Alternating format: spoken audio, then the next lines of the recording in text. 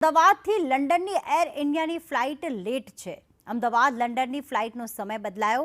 Air ઇન્ડિયાની flight જે 11:40 ઉપડવાની હતી તે સમય કરતાં 3 કલાક ફ્લાઇટ લેટ હોવાનો જવાબ મળી રહ્યો છે। એરપોર્ટ ઓથોરિટીએ બપોરે 3 વાગ્યાનો સમય આપ્યો છે અને ફરી એકવાર પેસેન્જરોએ ફ્લાઇટની રાહ જોવી પડશે।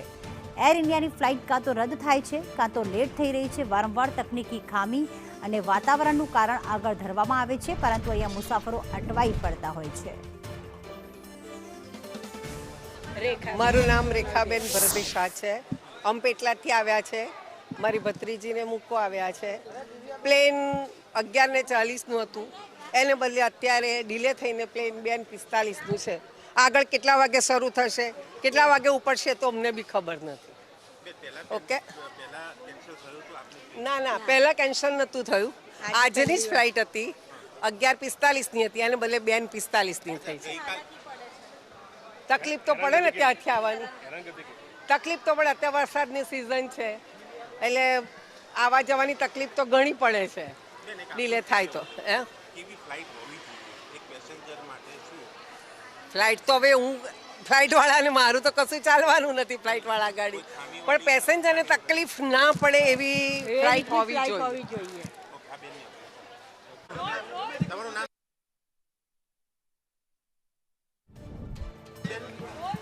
નામ? સોનલબેન। સોનલબેન, આજે લંડનની ફ્લાઇટ આજની ગઈકાલે કેન્સલ થઈ હતી, આજની ડિલે થઈ રહી છે, શું ટાઈમ હતો, શું થયો છે ને પેસેન્જર ડિમાન્ડ શું છે?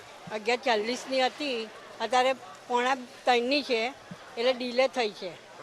અને એ ફ્લાઇટ વ્યવસ્થિત જવી જોઈએ કે અંદર બધું જ ખામી જોઈને ઉપાડવી જોઈએ લોકોએ। ફ્લાઇટને ડિલે રાખીને પણ ખામી જોઈને અંદર ઉપાડવી જોઈએ, ખામી ના હોવી જોઈએ એમ, સારી રીતે પહોંચી જાય।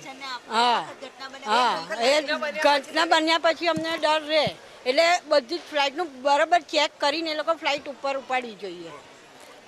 Thank you. પટેલ છે। ચિંતિત છે કારણ કે 11:40ની ફ્લાઇટ હતી, હવે 2:45 ઉપડશે, પણ લોકો એ પણ કહી રહ્યા છે કે બરાબર ટેકનિકલ ખામી ન રહી જાય, ટેકનિકલ એકદમ સજ્જ ફ્લાઇટ હોય ત્યારબાદ જ તેને ઉપાડવી જોઈએ, કારણ કે 12 જૂને જે દુર્ઘટના ઘટી એ બાદ વારંવાર એર ઇન્ડિયાની, એમાં પણ ખાસ કરીને 787ની બોઈંગની ફ્લાઇટમાં તકનીકી ખામી સર્જાઈ। અમદાવાદથી લંડન જતી વધુ એક ફ્લાઇટ છે જે આજે ઉપડવાની હતી, જો કે કોઈક અંગત કારણોસર 3 કલાક લેટ હોવાનું કહેવામાં આવ્યું છે। જો કે ગઈકાલે પણ અચાનક આવી રીતે લેટ કહેવામાં આવ્યું અને આ જ પ્રમાણે આ ફ્લાઇટો લેટ થઈ અને પેસેન્જરોએ ઢીલા મોઢે પરત ફરવાનો વારો આવ્યો હતો।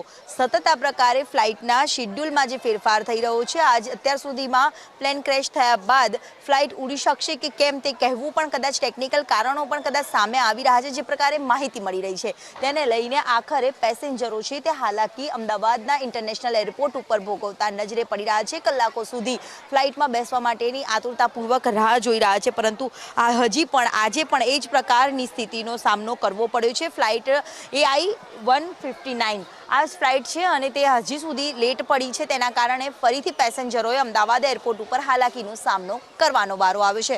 કેમેરામેન સંદીપ રાઠોડ સાથે દિવ્યા ચૌહાણ, સંદેશ ન્યૂઝ, અમદાવાદ।